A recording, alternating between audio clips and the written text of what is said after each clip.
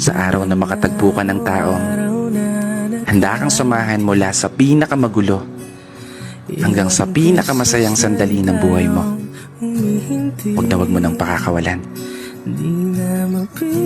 Kasi sa mundo na ginagalawan natin ngayon, isang hamon ang makakita ka ng taong magmamahal sa'yo ng tapat at totoo. Taong maituturing mong palagi. Oo, palaging mananatiling sa'yo. Palaging uunawa. Palaging magpapahalaga.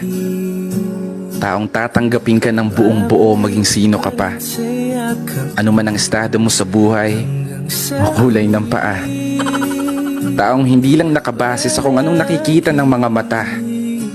Taong bigla na lang magliligalig nang hindi mo alam ang dahilan. Ay, mali pala. Taong makakasama mong mangarap at abutin ito ng sabay. Taong aalalay, lalo sa mga panahong natatakot kang tumulay. Takot kang sumugal.